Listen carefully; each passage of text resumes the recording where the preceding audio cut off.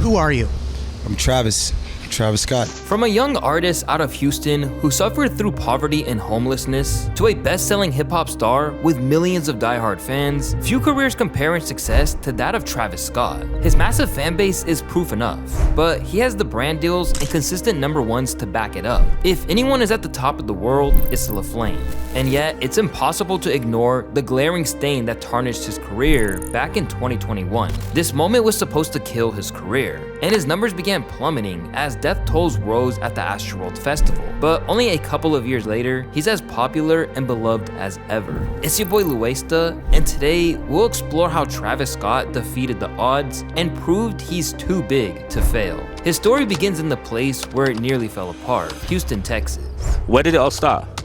It started on fucking 2026 Waterfall Drive, man. My mom's house, my dad's house. I turned my bedroom into a full-blown studio, like fuck the bed, fuck everything, man. Like I slept in a chair, she was just like real, A young Jacquees Webster showed interest in music ever since he was a kid, a product of his dad and grandfather who pursued music as a drummer and a jazz player respectively. But despite his early hustle to become a hip-hop artist, his parents recognized the lack of stability there and pushed him to attend college instead. He ended up enrolling at the University of Texas at San Antonio, but his time here was short-lived. You see, school wasn't really Travis's thing. He was very intelligent, but at the time, he knew that he had the talent to become something greater. This led him to do something risky, and at first, it didn't pay off. He snuck behind his parents' back at the age of 19 and dropped out of school entirely. His parents continued to send him money for school, but he was using every penny to fund flights to New York and Los Angeles, the hip-hop capitals of the world. You just moved to New York on the I want to try to pursue this? I was in college. My mom thought I was in school, so she thought I was paying for school, but she was paying for food and plane tickets. This dangerous game only lasted so long though. After paying him a surprise visit at school, his parents realized that he was long gone. That's when they decided to teach him a lesson, the hard way. His parents cut off all financial support, and without a job or any breakthrough opportunities in the rap game, Travis was forced into a period of true homelessness. I was homeless at this time. I had no crib, none of that. You were homeless or you were couch surfing? Nah, I was homeless. You were in the street? Yeah, in the street, in my friend's car. Oof. Travis had invested everything to his name into making his rap career work, and it completely backfired. Or so he thought. What seemed to be the biggest mistake of his young life would soon turn into something far different, becoming his golden opportunity to have everything he dreamed of. While his time in New York may have led him to homelessness, it's also where he recorded a few tracks that caught the attention of A-list rappers like T.I. and Kanye West. One track in particular caught their eyes, titled Lights, Lovesick. Outside, but that bitch gon' be looking. All on TV crying, I'm alright looking. While I'm probably in the ride going alley fucking with Molly. Unsurprisingly, this video stood out to fans and artists alike. The wild visuals and a cadence on par with growing artists like Kid Cudi and Kanye West set him apart, yet made his work feel familiar. People were blown away by this debut and recognized the talent behind the man who created it. It was actually upon landing in LA that Travis heard from T.I. At first, he didn't believe it, but in no time, he was working with him in the studio before being flown back to New York by Kanye with the same goal in mind. These monumental sessions allowed Travis to sign with Grand Hustle Entertainment and Good Music in 2012, the record labels of T.I. and Ye respectively. Having these talented men take him under their wings put Travis in a good starting spot, yet it came with intimidation. I played Ye my music. He fucked with this shit so hard, man. It's man, you gonna be the future, man. How do you feel when he said that? Man, that's a lot of pressure. He spent the next year working behind the scenes on projects for Ye, Jay-Z, and tons of other class acts. And it was this hard work that earned him a spot in the 2013 XXL freshman class alongside Ab-Soul and Joey Badass before ever dropping a project of his own. That, pass that, light it up and it blow. Imagery abstract is like NASDAQ when I stock it up and it grow. This opportunity set Travis before the eyes of the mainstream. And what better time to start releasing? Only a few months following the cypher, his debut mixtape, Owl Pharaoh, was born, and was quickly followed by Days Before Rodeo in 2014. Days Before is often thought to be Travis's best work by his diehard fans, which is crazy because it was never meant to be a full project. I just dropped this free album. Now, what's with this free album, man? You just want to give away free music? I just thought it was at a point where I'm about to drop my album called Rodeo. So I just want to instill the sound of kind of like tell people like what my album's gonna feel like and like the story, the pre-story to it, Regardless, fans love the accessibility of the album, and many recognize this project as his first attempt at establishing a unique sound. The raw talent on the line here made the mixtape unforgettable. With all this in mind, the perfect storm was brewing for Travis Scott to launch him into success, and he capitalized hard on this momentum with a quick follow-up in 2015. Don't you open up that window. Don't you let out the antidote. Yeah. Popping pills is all we know. Yeah. Is all we know. At an after party for JMB LYA Music Festival in Texas, Travis played Antidote live for the first time, only days after it was recorded. It wasn't even finished yet, but it was clear that people loved it, and he released it soon after on SoundCloud. He captioned it, saying that the song was for real ragers only, and that it was an exclusive single not to be featured on Rodeo, but its success gave him no choice. With the hype surrounding the song, alongside Days Before Rodeo and standout features on multiple tracks, it's no surprise that Travis debuted at number 3 on the Hot 100 for his first album's release, becoming the number 1 rap album at the time. Now everyone was talking about Travis Scott. With more fans and exposure came more shows and performances, and this time in the spotlight was when controversy around Travis Scott started to surface. In February of 2015, Travis was a featured artist on the first ever Rolling Loud in Miami. Despite the hurricane level weather in the area, it was the La Flame fanbase that brought the house down in the end.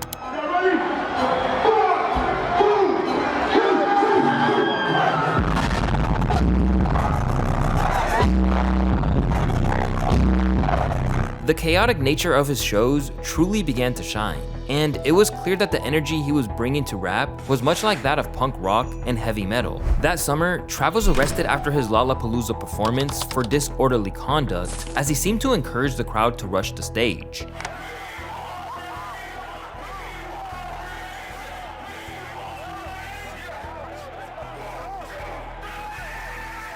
This moment was pretty chaotic, but it doesn't come close to some of Travis's antics that we'll look at later in this video. Inciting this behavior landed him a year of court supervision, but other than the slap on the wrist, he mostly got off scot-free and avoided any jail time or major fines. However, Travis defended the nature of his shows and defended himself in this interview, claiming he's not this angry psycho motherfucker and that he just gets excited. He goes on, reminding everyone that he doesn't want to hurt anybody. He's just a kid, still learning how all of this works. Chilling words that wouldn't age well for the young star.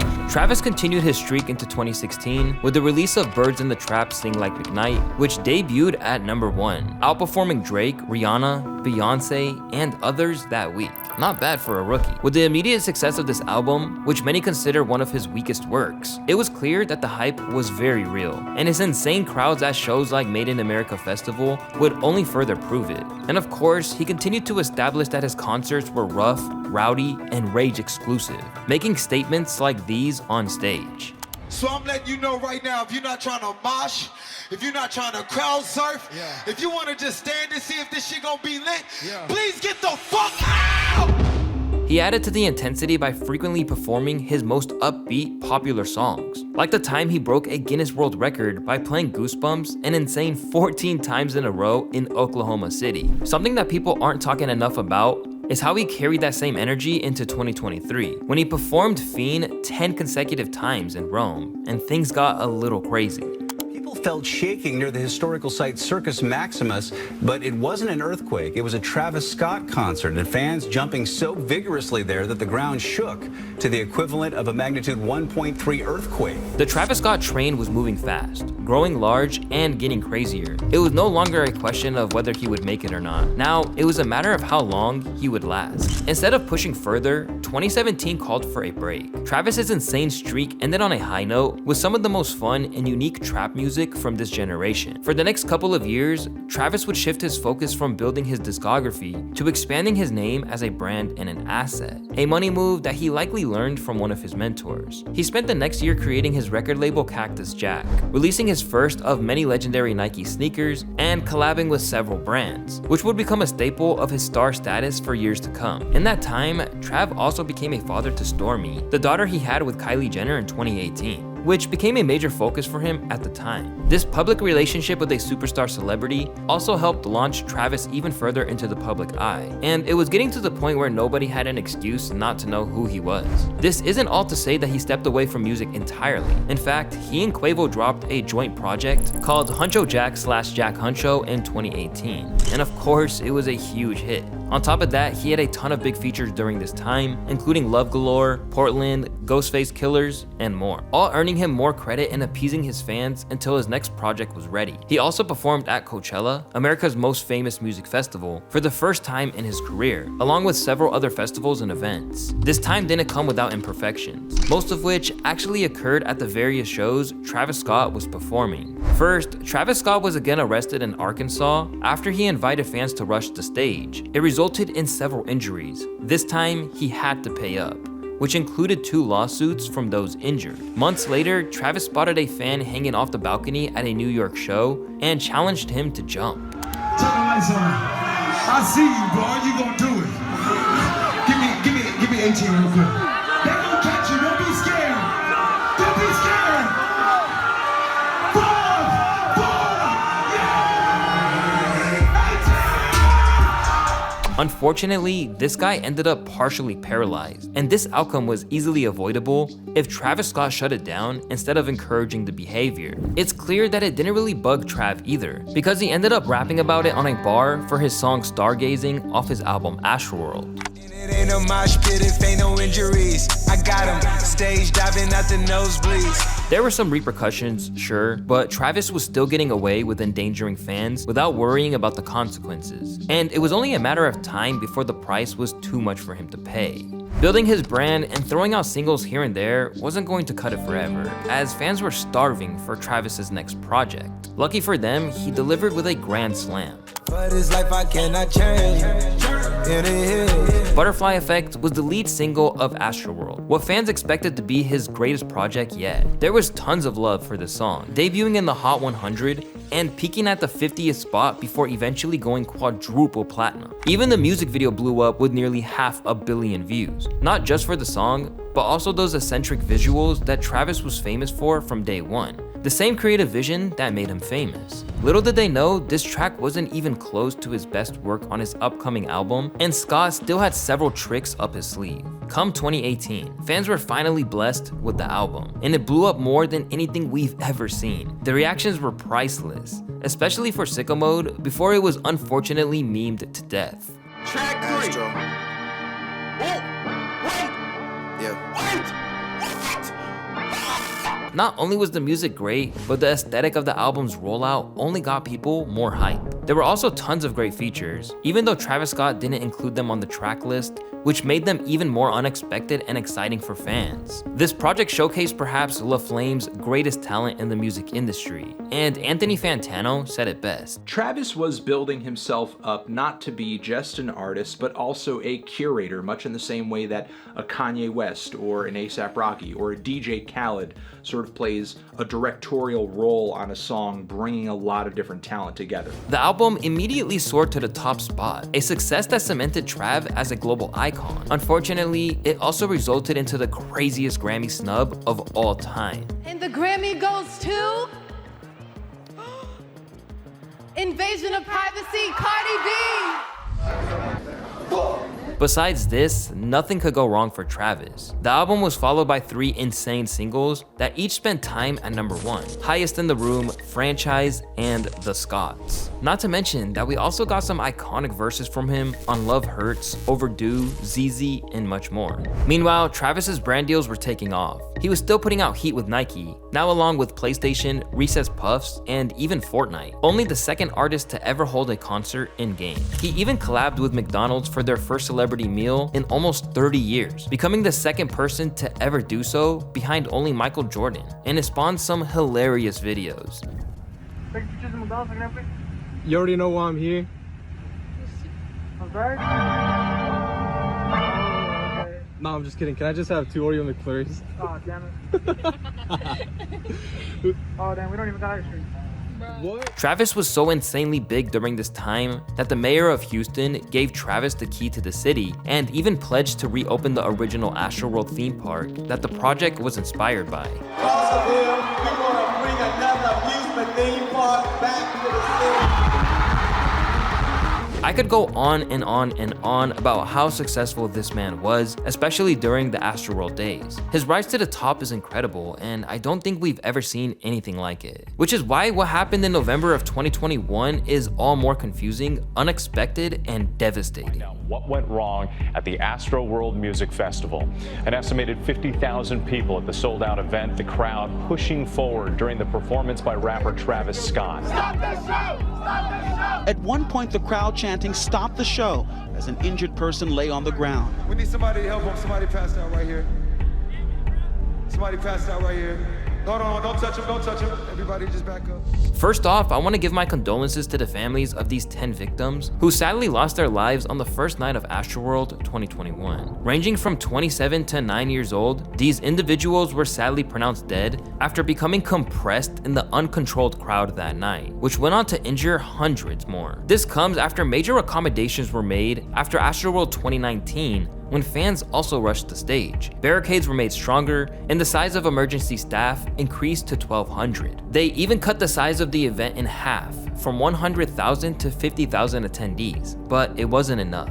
And to make matters worse, fans were storming in, making the venue extremely overcrowded. And as we've seen time and time again, Travis's shows are known to stir chaos and occasionally violence. These factors combined produce rap's most tragic concert. This day will forever live in infamy amongst Houston, and tragically at the hands of a man who was considered a hero of the city. The world was frozen in shock at what unfolded that night, and the next step was not only unclear, but unfathomable. What should have come next is hard to say, but whatever it was is far from what happened. Only a couple of days after the events unfolded, Travis posted a video on his Instagram. Let's just say people were not quick to accept his apology.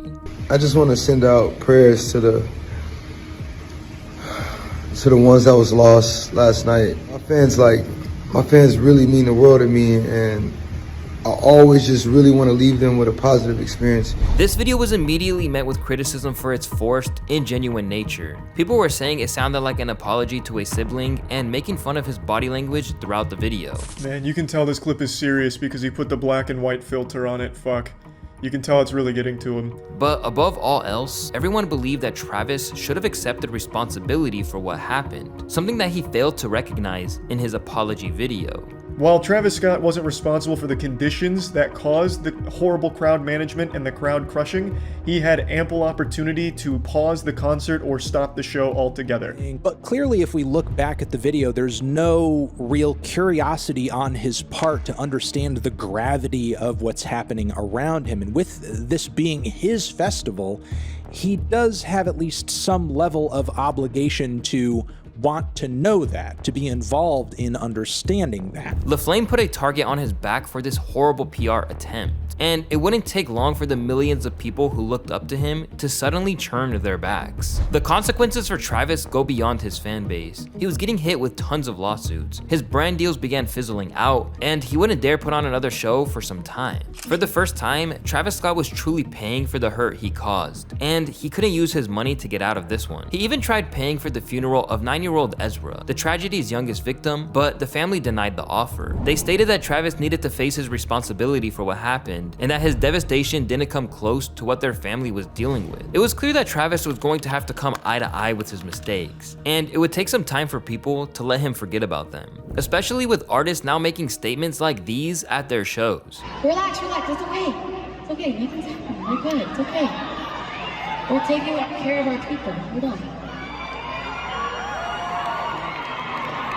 I wait for people to be okay until I keep going. On top of everything, thousands across the internet called for Travis to be canceled and urged people to delete his music. The only thing left on Travis's side now was time. Travis's last hope to heal remaining wounds and slowly revive his image. This would be the true test of his career's longevity. Aside from a poorly received interview with Charlemagne the God only a month after Astroworld, Travis pretty much vanished from the public eye until April of 2022. Future dropped Hold That Heat with a surprising feature from Travis Scott, but LaFlame's true return to the mainstream was at the Billboard Awards the following month. He would continue to make a return with a performance at Coney Island and a show in London, where he shared this moment with Kevin Durant and James Harden.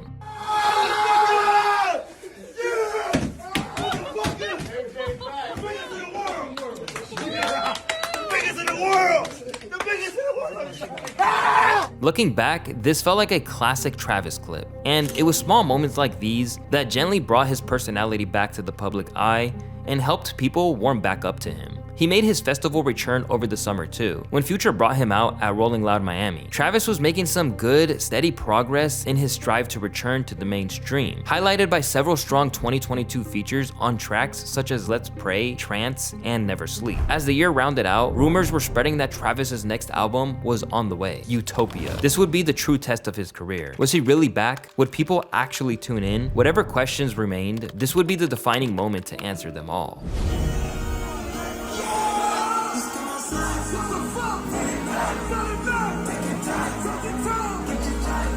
The release of Utopia in 2023 literally crashed streaming services. And before long, Travis Scott broke records for the most monthly listeners in Spotify history. Needless to say, the album was an enormous hit, as his return to music coupled with a 5-year wait for his dedicated fan base. Thankfully, it brought the hype that Trav had promised for years. Trav went all out with a track list that sported an insane variety, with features from Beyonce, Drake, Bad Bunny, Playboi Carti, and so many more. He really assembled the Avengers for this one, which certainly helped him enter into the Grammys conversation right away. LaFlame was back on the top in what felt like almost no time at all, with the best numbers and most packed shows in the industry. But that isn't the end of the story. The entire world seemed to have forgiven Travis. People knew that he was a chaotic guy who was known for getting out of hand at times. I mean, he literally came back from getting canceled just to punch a DJ and destroy his stuff, and nobody ever cared. Most people can agree that Travis made a huge mistake, but he worked in his time away to make sure that these things wouldn't happen to his fans ever again. People who have been at his recent shows talk about the improved security presence and how the tragedy itself has kept concert goers more mindful. However, this is one hurdle that Travis has yet to get over, and it's his own hometown of Houston, where the tragedies of Astroworld feel all too recent to this day. In October of 2023, the mayor of Houston announced that Trav would be playing in the city, this time with a well thought out approach for the venue, security, etc., to make everyone more safe and comfortable. But whenever the tour dates for Utopia came out weeks later, Houston's glaring absence had people scratching their heads. The exact details behind this are pretty unclear, and there are many speculations as to why it didn't work out. But one thing that is for certain, the people of Houston haven't forgiven Travis and certainly didn't accept his lousy apology back in 2021. It's no secret that Travis is an awkward guy and has often struggled to articulate himself with words alone, which is why so many people believe that the track My Eyes on Utopia was his real apology. I replay them nights and right by my side, all I see is a sea of people that round me. If they just knew what Scotty would do to jump out the stage and say I'm a child of these. But seeing as Travis has yet to perform in his hometown, a place that used to welcome him with open arms and insane energy, it doesn't look like they've forgiven the global star. So while Travis Scott proved that failure was never an option for an artist of his size, talent, and appeal, he still pays the price of his mistakes and may never be accepted by the people of Houston ever again.